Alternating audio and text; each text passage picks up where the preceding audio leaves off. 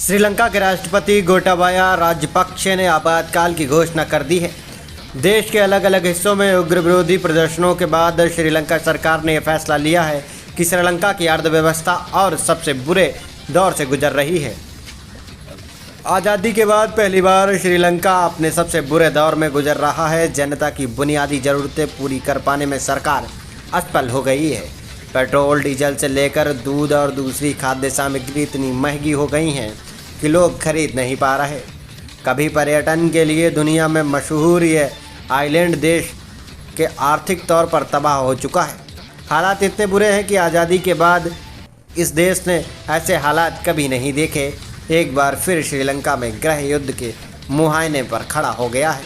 किन चीज़ों पर श्रीलंका में किल्लत हुई है, आखिर कैसे इनको पूरा किया जाएगा और किस तरह के श्रीलंका में हालात हैं, इन सब पर भी हम आपको बताते हैं।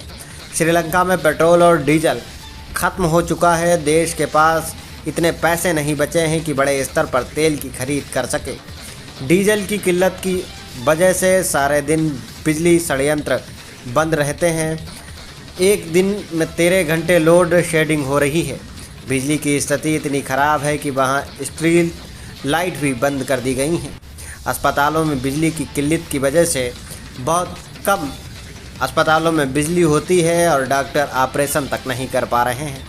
दवाइयाँ और खाने पीने की चीज़ों पर भी लंबी लंबी कतारें लगी हुई हैं। बड़ी बद से बदतर हो चुकी श्रीलंका की अर्थव्यवस्था सबसे बुरे दौर से गुजर रही है।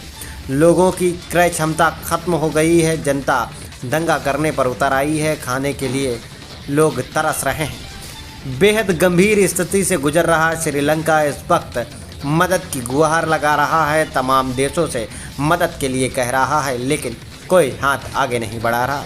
श्रीलंका एक 2.25 करोड़ का देश है। इस छोटे देश में ऐसी किल्लत हो गई, नागरिकों को पेट्रोल डीजल मुहैया कराने के लिए सरकार फेल हो रही है। भारत में 140 करोड़ की आबादी होने के बावजूद हमें डीजल पेट्रोल के लिए कई लाइन में नहीं लगना पड़ता। दरअसल रूस और भारत को कम कीमतों पर कच्चा तेल बेचने को राजी हो गया है। भारत और रूस के बीच हुई इस डील में अमेरिका जैसे देश काफ़ी नाराज़ हैं। श्रीलंका इस कूटनीति पर चलने में फेल रहा। चीन की नज़दीकी श्रीलंका पर भी भारी पड़ गई हैं। श्रीलंका को चीन की नज़दीकी भारी पड़ रही हैं। चीन की रणनीति ऐसी है, जिस देश से उसने अपने निवेश बढ़ाए वह राजनीतिक और आर्थिक स्तर से गिरता चला गया।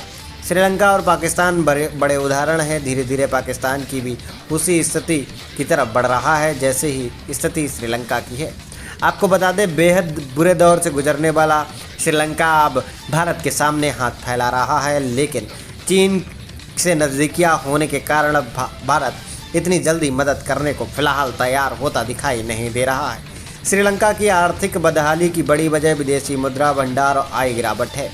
श्रीलंका में विदेशी मुद्रा भंडार में 70% गिरावट आई है।